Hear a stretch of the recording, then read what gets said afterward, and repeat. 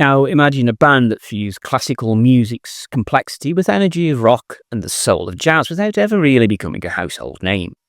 Well, this, my friends, is Camel, the band that quietly redefined progressive rock in the 1970s. Now, they didn't chase fame or top the charts, but their music really moved people quite deeply. Rich, emotional, and often cinematic, Camel's work is like a hidden treasure chest for anyone willing to listen. Now, today, we explore their story, how they evolved, their best albums, and really what makes them really quite so special. And when you think of progressive rock, you probably imagine huge stadiums, elaborate stage shows, and famous bands like Pink Floyd, Yes, or Genesis. Now, Camel didn't do any of that. They were led by guitarist and flautist Andrew Latimer, along with key members like keyboardist Peter Bardens, bassist Doug Ferguson, and drummer Andy Ward. Camel quietly crafted intricate music full of emotion and technical skill. Critics often call them the quiet revolutionaries of prog because they focused on atmosphere and storytelling rather than the flashy solos or bombast. Their music is a journey. It's melodic, warm, and sometimes really quite haunting. And in this video, I'll walk you through their career step by step, highlighting each album's unique characteristics and sharing some of the critics' thoughts along the way. So, Camel's self-titled debut album came out in 1973, and it wasn't a commercial hit, and many critics at the time saw it as promising, but really quite unpolished. Now, the album blends blues, jazz, and early progressive rock ideas. You can hear the seeds of what would become their signature sound, but at this point it's raw and still finding its voice. Never Let Go is the highlight. It's a slow-building, emotional track with one of Andrew Latimer's first memorable guitar solos. The song perfectly captures the tension between melodic beauty and rock intensity that Camel would really master later on. Looking back, Classic Rock magazine called it an underrated debut. It's filled with promise and glimpses of genius. Now, this was the foundation for something bigger. And just a year later, Camel released Mirage, and really everything changed from this point. This album is where Camel really found their voice. The songs are longer, they're more complex, and really packed with memorable melodies and intricate arrangements. Lady Fantasy is the most famous track from this one. It's an epic that's nearly 30 minutes long that really showcases everything that Camel does best. It moves through different moods, from calm and dreamy to powerful and intense, with brilliant interplay between Latimer's guitar and Bardens' keyboards. Now, critics praised this album for its maturity and depth. Paul Stump wrote that Camel created a sonic world as immersive as Pink Floyd's, but with more grace and less ego. Now, Mirage helped Camel to build really quite a loyal fan base and firmly established them in the progressive rock scene. Then came The Snow Goose.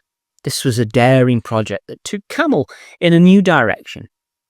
It was inspired by Paul Ganico's novella about a white goose and a lonely boy. The album is entirely instrumental. No lyrics, no vocals. And Camel used music alone to tell really quite a moving story. Tracks flow seamlessly like chapters in a novel. Rearder stands out with its gentle flute, swirling keyboards and melodic guitar that paints such a vivid emotional landscape.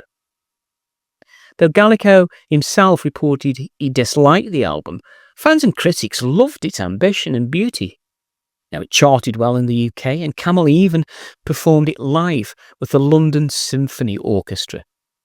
That was really a rare honour for a rock band at the time. And one reviewer pointed out it's not just a rock album, it's a story told through music. This album shows how far Camel had grown as composers. Now, if The Snow Goose showed Camel's soft, cinematic side, Moonmadness brought the rock and complexity right back. Fans and critics consider it Camel's finest hour. The album is a perfect balance of technical skill, emotional depth, and memorable songwriting. Song within a song, is probably the best example from this album. It starts with delicate keyboard lines and moves through intricate drum patterns and building to a hypnotic guitar solo. It's both dreamy and powerful. All music called Moonmadness, a stunning blend of complexity and emotional warmth. And it does remain a must listen for prog fans worldwide, there's no doubt about that. Now, with Rain Dances, Camel began exploring new sounds.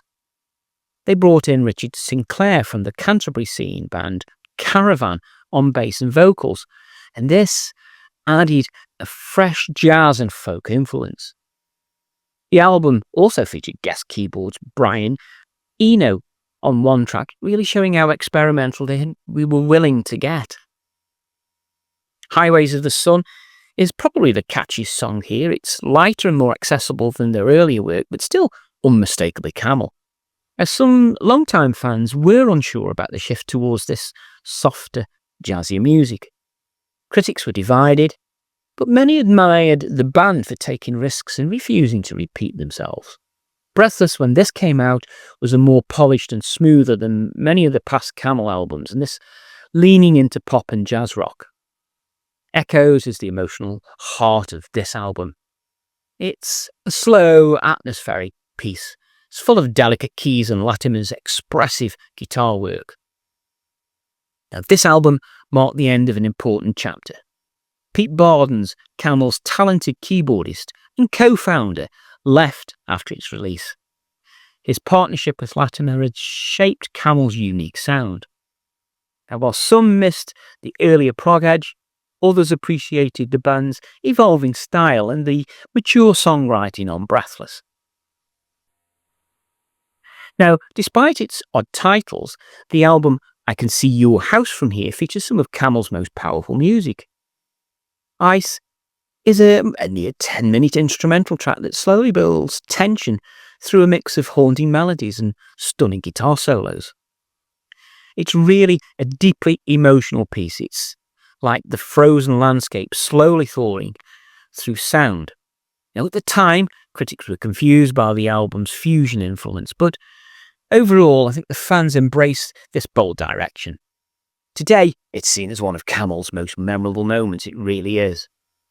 Now, they returned back to concept albums with the album Nude, telling the story of a Japanese soldier stranded in the Pacific, unaware that World War II had ended. Poor soul.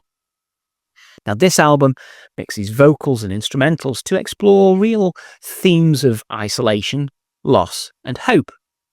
Drafted is the standout track from this one. It's catchy but dramatic with layers of synths, and one of Latimer's most expressive guitar solos of his career.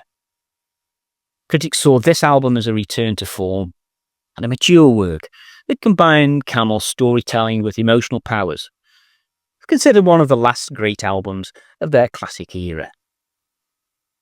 Now, throughout the 80s and also the 90s, it brought changes, and Camel continued making music that was true to their spirit. Albums like Dust and Dreams in 1991 and Harbour of Tears in 1996 revisited storytelling in complex compositions. These albums touched on themes like loss, migration and reflection. In 1999, Mirage surprised fans with a stripped-down, bluesy sound focused on Latimer's guitar and vocals. It was praised as a heartfelt and intimate album. Now, Camel never became mainstream stars, but their influence is clear. Musicians and fans respect their craftsmanship and their emotional honesty. As one critic summed up, Camel weren't just playing music, they were painting landscapes of sound. So why do Camel still matter today? Well, it's an interesting question, but it's because their music is so timeless.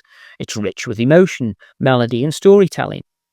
They never followed trends, but always followed their muse, creating a unique and deeply moving sound. Now, leave me your thoughts about the band in the comments section, and check out the description of this video for more information on the band and the albums featured. And watch the video I shot on this album here, Moonmadness, next. I'll see you over there.